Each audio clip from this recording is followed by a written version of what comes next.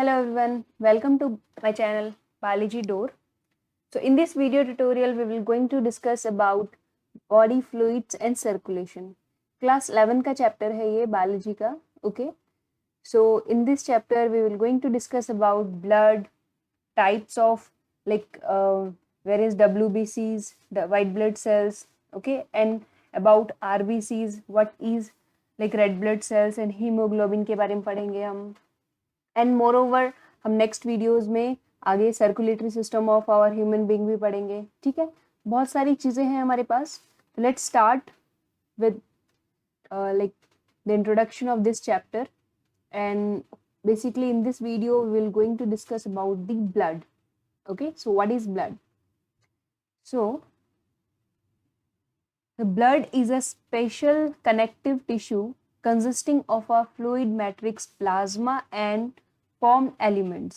So जो blood है हमारा, ठीक है, blood mainly consist plasma and various elements. So elements कौन से हैं वो हम पढ़ेंगे.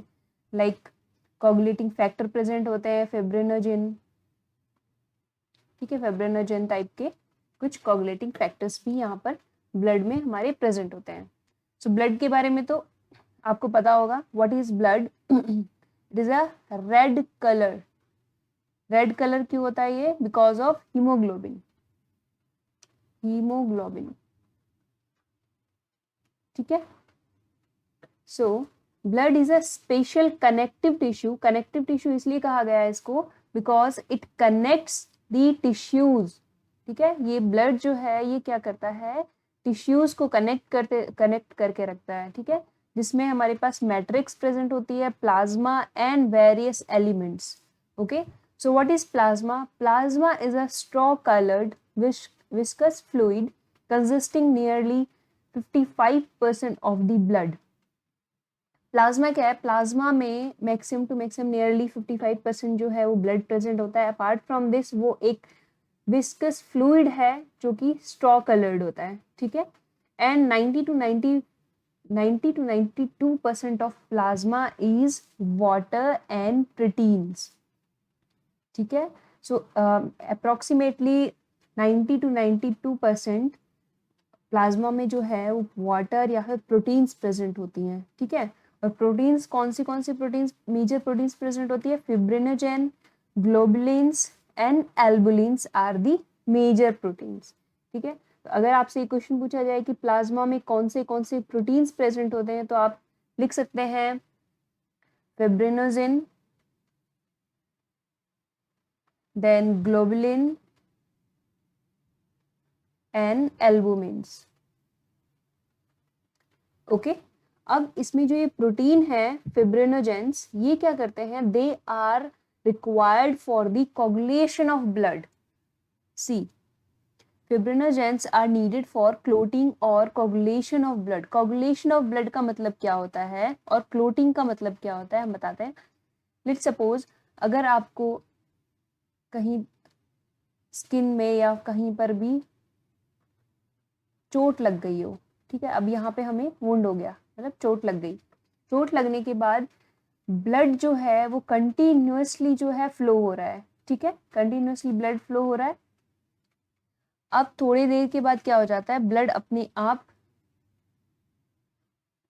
जो है फ्लो करना रुक जाता है. ठीक है, एंड देयर इज अ यहाँ पर एक एक फैक्टर होता है that is clotting factor. So clotting factor जो है हमारा जो कि कौन सा है? फिब्रिनोजेन प्रोटीन जो है वो क्या करेगा? हमारे ब्लड को फ्लो करने से, बाहर फ्लो करने से वो रोकता है. सो दैट जो हमारा वुंड है, जो हमारी चोट है वो क्या हो जाती है? हील हो जाती है. ठीक है, so this is the major protein that helps in the coagulation of blood. Okay, and then globulins. Globulins भी हमारे पास प्रोटीन है. ये क्या करते हैं? They are involved in defense mechanism of the body. Defense mechanism of the body मतलब कोई भी बाहर से फॉरेन पार्टिकल्स अगर हमारी बॉडी में एंटर करता है तो उससे कौन बचाएगा? Globulins proteins. कैसे बचाएगा वो हम आगे पढ़ेंगे. ठीक है, the albumins help in the osmotic balance. तो एल्बुमिन्स क्या करते हैं, हमारी बॉडी में जो ऑस्मोसिस है, जो ऑस्मोटिक बैलेंस होता है, उसमें हेल्प करते हैं, ठीक है।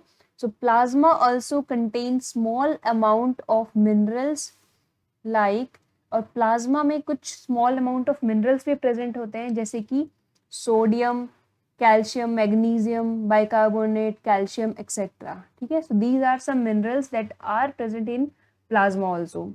सो next point, glucose, amino acid, lipids, etc. are also present in the plasma as they are always in transit in the body.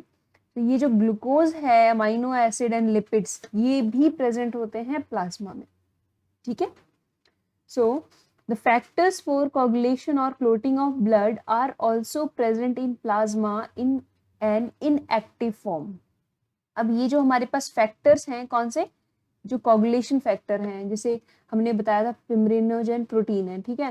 तो ये कुछ फैक्टर्स प्रेजेंट होते हैं कि क्लोटिंग में हेल्प करते हैं ब्लड में, ठीक है। तो ये प्लाज्मा में जो प्रेजेंट होंगे, ये इनएक्टिव फॉर्म में प्रेजेंट होते हैं, ठीक है। So plasma without the clotting factors is called serum. So this is the important point, what is serum. Let's suppose plasma है हमारे पास, प्लाज्मा माइनस क्लोटिंग फैक्टर, और क्लोटिंग फैक्टर कौन से हमारे पास, फिब्रिनोजेन जो है, इज कॉल्ड सेरम। और अगर आपसे कोई सेरम पूछे व्हाट इज सेरम, तो सेरम क्या है, प्लाज्मा से अगर हम क्लोटिंग फैक्टर्स निकाल देते हैं तो हम उसको सेरम कहते हैं, ठीक है। क्लोटिंग फैक्टर्स अगर नहीं हुए प्लाज्मा में, तो जो ब्लड का जो फ्लो है, अगर हमें कहीं भी वुंड हो जाता है, कहीं भी चोट लग जाती है, तो ब्लड जो है वो कंटिन्यूअस फ्लो होता रहेगा, वो जो है हील नहीं हो पाएगी, ठीक है। So this is the point you have to know about this. So move to the next slide. What are formed elements? अब formed elements क्या क्या हैं, ठीक है, वो हम पढ़ेंगे. So erythrocytes, leukocytes and platelets are collectively called formed elements and they constitute nearly 45% of the blood. So formed elements कौन से हैं, एरिथ्रोसाइट्स, एरिथ्रोसाइट्स क्या होते हैं हम पढ़ेंगे आगे, okay, leukocytes and majorly platelets, okay. So these three combinedly known as formed elements, okay. So erythrocytes क्या होते हैं, एरिथ्रोसाइट्स को हम आरबीसी भी कहते हैं, आरबीसी रेड ब्लड सेल्स, और ल्यूकोसाइट्स को WBC that is white blood cells, ठीक है। सो एरिथ्रोसाइट क्या है, erythrocyte are the RBCs that are most abundant of the cell in blood. तो ये जो आरबीसी है, ये सबसे ज्यादा किसमें, ब्लड में पाई जाती है, ठीक है। A healthy adult man has average 5 to 5.5 millions of RBC. So blood में जो है कितने रेड ब्लड सेल्स हमारे आरबीसी प्रेजेंट होंगे, 5 to 5.5 मिलियंस, ठीक है। सो आरबीसी आर फॉर्म्ड, अब ये कहाँ बनते हैं, RBC are formed in the red bone marrow in the adult. अब ये जो हमारी रेड बोन मैरो है, ठीक है, बोन मैरो में क्या बनती है, हमारी रेड ब्लड सेल्स बनती है, ठीक है। So RBC are devoid of nucleus in most of the mammals and are biconcave in shape. जो RBC होते हैं, this is the major point, RBC में न्यूक्लियस जो है वो क्या होता है, एब्सेंट होता है. Nucleus is absent and the shape is biconcave.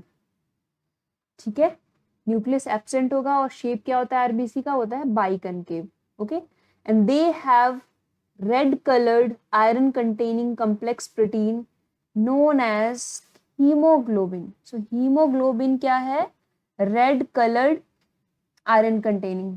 So hemoglobin क्या होता है, hemoglobin में 4 सब यूनिट से बना होता है hemoglobin, 2 अल्फा यूनिट से और 2 बीटा यूनिट से. ठीक है, so these constitute mainly formed haemoglobin. और हीमोग्लोबिन क्या होता है, this is the red coloured pigment. Red coloured pigment, जो क्या प्रोवाइड कराता है, रेड ब्लड सेल्स को रेड कलर प्रोवाइड कराता है, ठीक है। एंड सो ये जो हमने जैसे कि पढ़ा यहाँ पर आरबीसी में क्या है, 4 सब यूनिट, जो हीमोग्लोबिन है उसमें 4 सब यूनिट से मिलकर बना होता है ये। A healthy individual has 12 to 16 grams of hemoglobin in every 100 ml of blood। अब जो नॉर्मल हेल्दी ह्यूमन बींग्स है, ठीक है, अब अगर हम मेल की बात करें, मेल में अप्रोक्सीमेटली 13 टू आप लगा सकते हो 15 ग्राम्स ऑफ हीमोग्लोबिन होना चाहिए, हीमोग्लोबिन होना चाहिए for the healthy adult man, ठीक है। और फीमेल्स में अप्रोक्सीमेटली आपको 12 से 12 to 14 grams of haemoglobin are required, ठीक है। एक हेल्दी फीमेल में आपको इतना जो है हीमोग्लोबिन प्रेजेंट होना चाहिए, ठीक है। So these molecules play a significant role in transport of respiratory gases. Yes, so हमने रेस्पिरेटरी सिस्टम में पढ़ा था कि जो हमारा हीमोग्लोबिन है, ठीक है, हीमोग्लोबिन किसको ट्रांसपोर्ट करने में हेल्प करता है, ऑक्सीजन मॉलिक्यूल को और कार्बन डाइऑक्साइड मॉलिक्यूल को एज अ बाइकार्बोनेट। और जो ऑक्सीजन मॉलिक्यूल है, हर एक ऑक्सीजन जो है ऐड हो जाएगा किसके साथ, सब यूनिट के साथ, हीमोग्लोबिन के सब यूनिट के साथ। इसीलिए कहा जाता है कि एक हीमोग्लोबिन, वन हीमोग्लोबिन कैरी करता है 4 मॉलिक्यूल्स ऑफ ऑक्सीजन, ठीक है। तो एक हीमोग्लोबिन 4 मॉलिक्यूल्स ऑफ ऑक्सीजन को क्या करता है, ये ट्रांसपोर्ट करता है। So RBC have an average lifespan of 120 days। तो आरबीसी की जो एवरेज लाइफ स्पैन है वो 120 दिन ही है, after which they are destroyed in the spleen. 120 दिन बाद आरबीसी क्या हो जाते हैं, डिग्रेड हो जाते हैं, फिर नई आरबीसीज बनती हैं, ठीक है। और ये डिग्रेड कहाँ होते हैं, डिस्ट्रॉय कहाँ होते हैं, स्प्लीन में जाके होते हैं, ठीक है। इसीलिए हम स्प्लीन को क्या कहते हैं, graveyard of RBCs. Okay, so this is also an important point, right. So हमें क्या क्या चीजें मिल गई कि जो लाइक रेड ब्लड सेल है उसमें हीमोग्लोबिन मॉलिक्यूल प्रेजेंट होता है, और हीमोग्लोबिन जो है वो 4 सब यूनिट से मिलकर बना होता है, 2 अल्फा सब यूनिट एंड 2 बीटा सब यूनिट, ठीक है। और हर एक हीमोग्लोबिन जो है 4 मॉलिक्यूल ऑफ ऑक्सीजन को ट्रांसपोर्ट करता है, और कार्बन डाइऑक्साइड को भी ट्रांसपोर्ट करने में हेल्प करता है in the form of bicarbonate. Okay, and जो आरबीसी है वो हेल्दी इंडिविजुअल में 12 से 16 ग्राम तक होना चाहिए, ठीक है। अपार्ट फ्रॉम दिस, जो लाइफ स्पैन है आरबीसी की वो 120 डेज ही होती है, और उसके बाद वो क्या हो जाती है, डिस्ट्रॉय हो जाती है और स्प्लीन में चली जाती है। इसीलिए हम ग्रेवयार्ड ऑफ आरबीसी किसको कहते हैं, स्प्लीन को कहते हैं, ठीक है। So now we have leukocytes. अब हमने आरबीसी के बारे में पढ़ लिया, अब हम पढ़ेंगे डब्ल्यूबीसी के बारे में, ठीक है। सो डब्ल्यूबीसी क्या है, leucocytes are also known as डब्ल्यूबीसीज as they are colourless due to the lack of haemoglobin. अब डब्ल्यूबीसीज में क्या एब्सेंट होता है, हीमोग्लोबिन, और हीमोग्लोबिन क्या करता है, this is the red colour pigment, ठीक है। तो ये एब्सेंट है यहाँ पे, that's why WBC is a colourless, ठीक है। तो डब्ल्यूबीसी क्या है, दे आर न्यूक्लिएटेड, न्यूक्लियस होता है इसमें, आरबीसी में न्यूक्लियस नहीं था, ठीक है। And are relatively lesser number which averages 6000 to 8000 mm of blood। means what does it mean कि RBC जो है वो ज्यादा पाए जाते हैं as per the WBC in the blood, ठीक है। so leukocytes are generally, WBCs are generally short lived। so we have two main categories of WBC। number one is granulocytes and agranulocytes। so WBC जो है वो 2 types के होते हैं, कौन से, ग्रेनुलोसाइट जिसके अंदर ग्रेन्यूल्स प्रेजेंट होते हैं and A granulocyte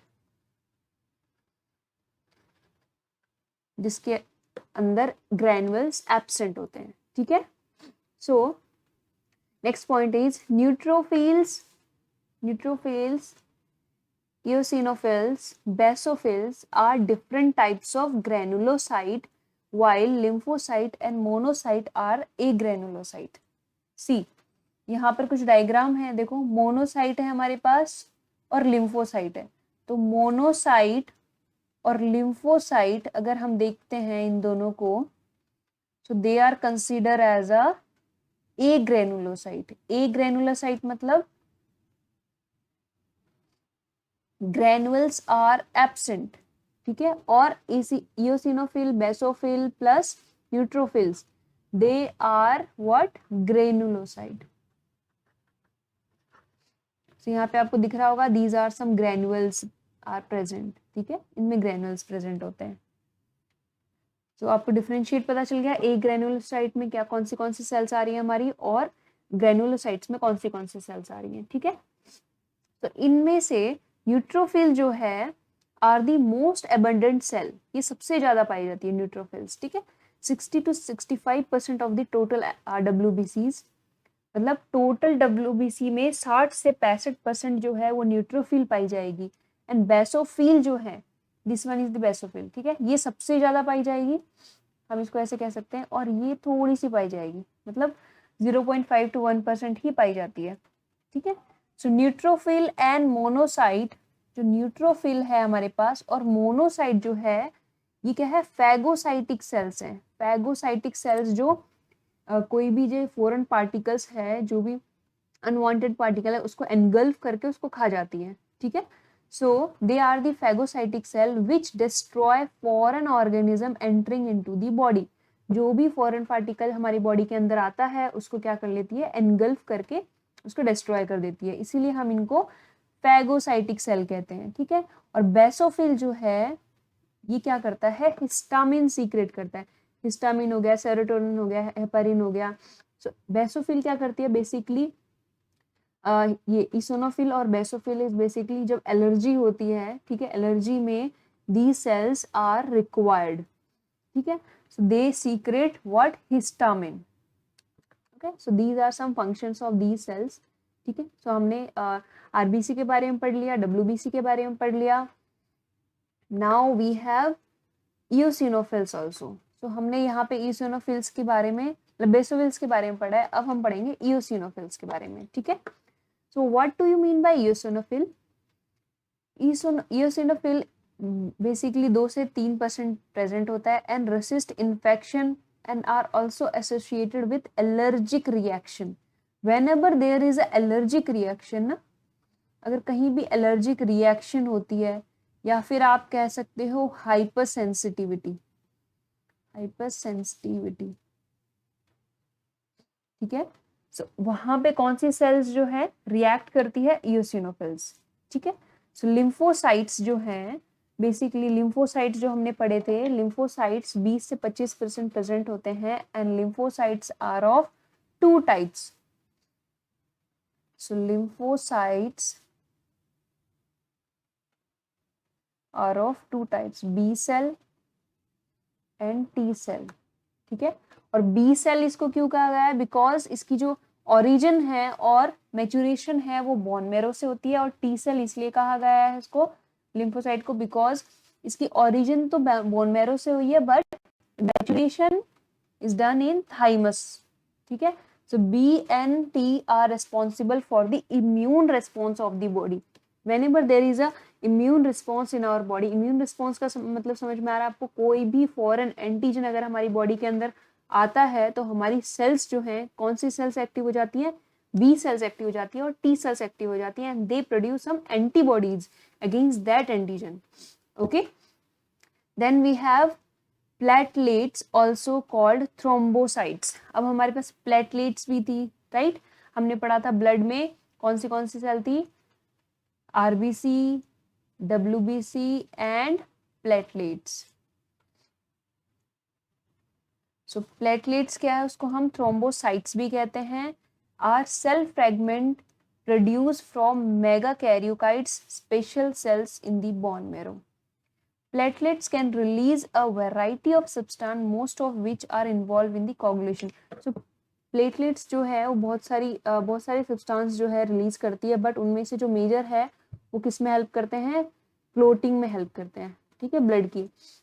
A reduction in the number can lead to clotting disorder which will lead to excessive loss of blood. अब अगर प्लेटलेट्स कम हो जाते हैं, लाइक प्लेटलेट्स अगर डिक्रीज हो जाते हैं तो उसमें क्लोटिंग डिसऑर्डर हो जाती है, मतलब ब्लड जो है वो क्लोट नहीं हो पाता और बहुत ज़्यादा ब्लड जो है बॉडी से वो लॉस हो जाता है, ठीक है. अब हमारी इस डायग्राम में एक चीज़ लिखी गई है, National Association for the Advancement of cell coloured pink.